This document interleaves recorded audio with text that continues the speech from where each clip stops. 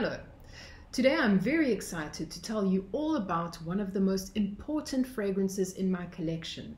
It has been my signature scent for more than 10 years, meaning that this is the scent that best conveys who I am. This fragrance is also very important in the history of perfumery and has long been associated with the empowered woman, with the liberated woman, and gracefully balances cultural sophistication and also the rugged beauty of nature. You may be surprised that my signature scent is a designer, and a vintage one at that. Must de Cartier has best stood the test of time, and in my opinion is still the most relevant and exciting of all vintages. So stick around to hear what makes this fragrance so exceptional and one of my all-time favorites.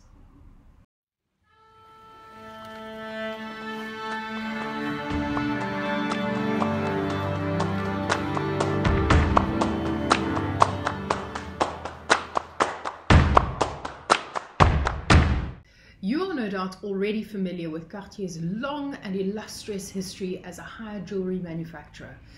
The brand was established in 1847 by Louis-François Cartier and quickly became crown jeweler to 19 royal houses, including that of Russia, Siam, Egypt, Spain, Italy, Romania, Albania, to name a few. There are also countless examples of lavish celebrities dazzling the world with exceptional pieces by the house. You probably remember that 69-carat pear-shaped diamond given to Elizabeth Taylor by Richard Burton in 1969.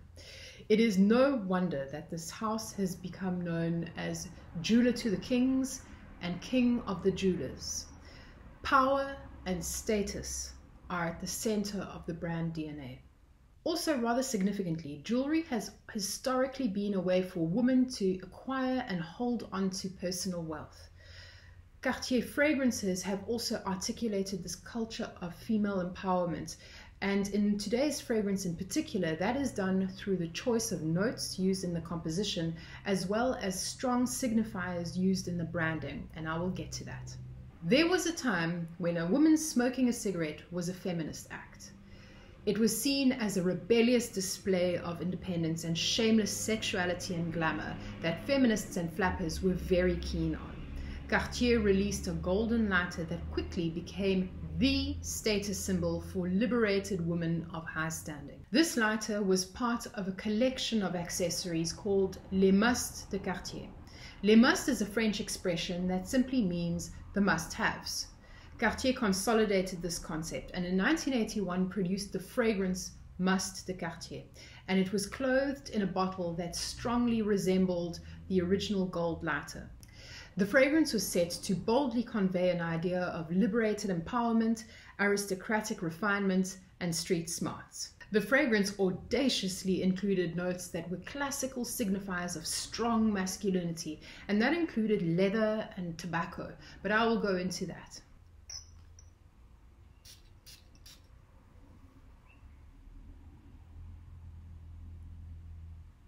The opening is bright and juicy. There is pineapple and green mandarin that fly off the skin with the help of a bright citrusy aldehyde. Aldehydes are an organic compound that are commonly found in many natural materials, but for the sake of perfumery, they're synthesized.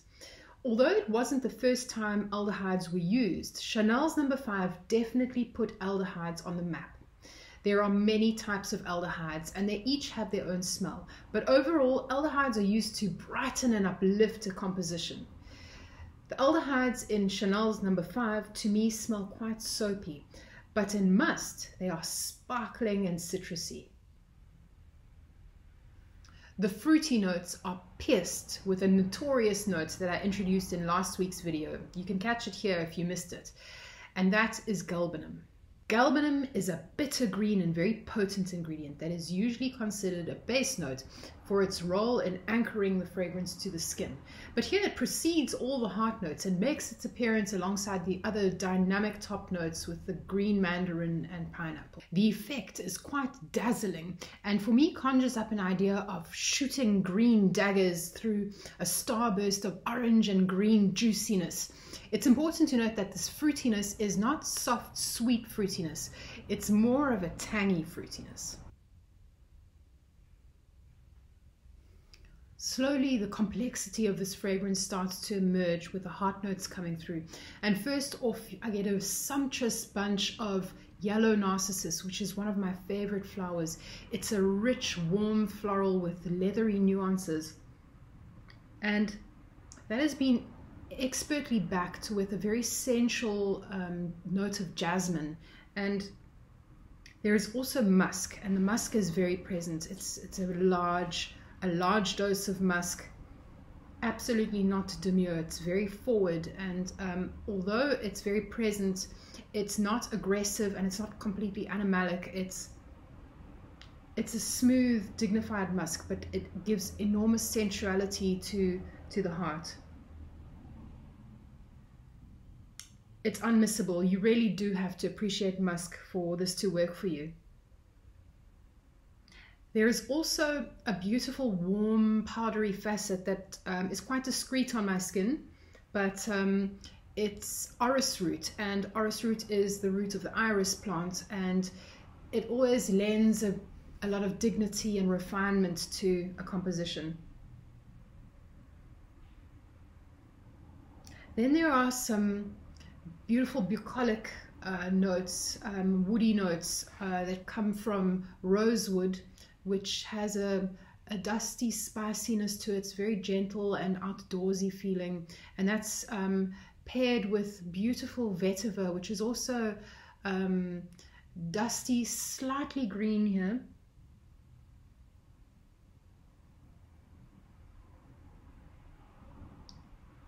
But gentle. I think overall the composition of the heart is in perfect contradiction with the top. The heart is very warm and romantic and gentle and smooth, very sensual and enveloping, and the top is the opposite. It's sporty, dynamic, and full of attitude.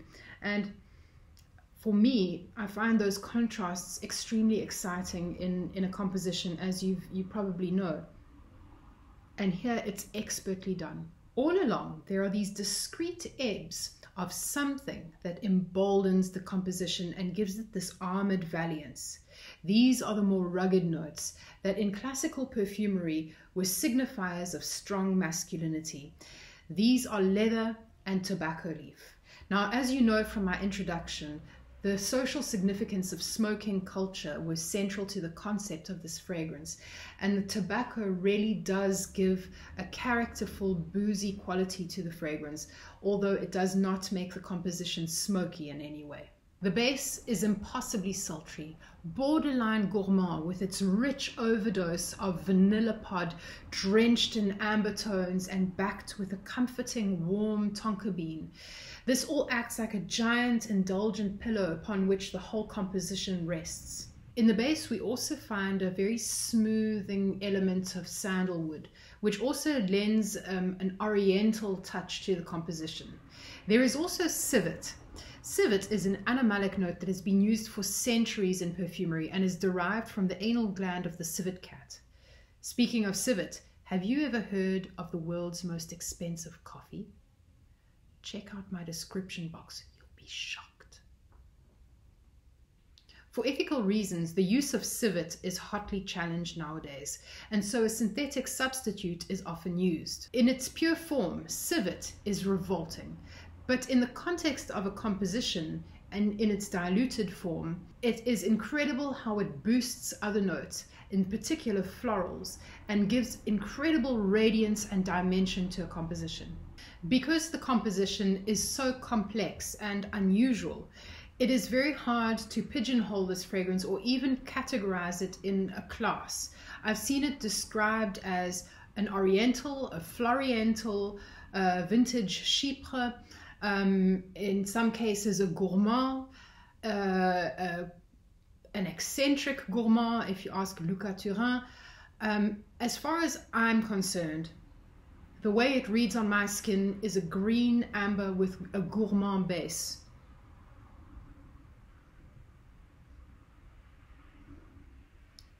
It is exquisite. So who is this fragrance for? Must de Cartier is for a bold, modern woman. She may be old or young, but she is strongly feminine and has a pronounced masculine edge. She is liberated and in control. Despite being very classy, she also has a warm charisma and primal charm. She is intellectually and materialistically empowered. This is for the woman who is nostalgic of the times in which personal allure was authentic and conveyed in person and not through mass-produced filters and social media. This brilliant symphony of very diverse notes all come together in this incredible complex chorus that really resonates with my love for nature. Flora, fauna, geology, it all seems deliberately interwoven into this beautifully complex composition, and I'm not sure exactly how or why. Because this is clearly a vintage scent, I'm always very surprised at how many compliments I get on it, especially coming from a much younger group of people that I would never associate with this kind of smell.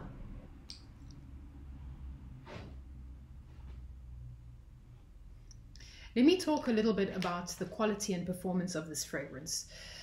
A good perfume is either very projecting or very long-lasting. This is one of the exceptional ones that does both. When I spray this on, the trail and sillage is enormous. I can smell myself throughout the house, throughout the city, throughout the mountains. It's relentless. On the skin, it's just completely shifting and changing, and different notes are coming forward. It really performs like a niche fragrance. This is only an eau de toilette concentration, which is even more remarkable. I also know the eau de parfum concentration, and that's quite different because the notes are proportioned differently and you have much more tobacco. It's a much richer, darker fragrance, more perfumey and old school smelling. I prefer this. It's much more modern and up to date. If you're not already familiar with the fragrances by Cartier, this is definitely a brand worth exploring, because not only do they not follow the trends, but they are exceptional in their quality. As usual, the fragrance I bring to you is neither cliched nor trendy. But if you want to be really chic, you cannot smell like everyone else. I really hope you enjoyed this video. I would be very interested to know what your experience of the fragrance is, if you have encountered it or if you already wear it.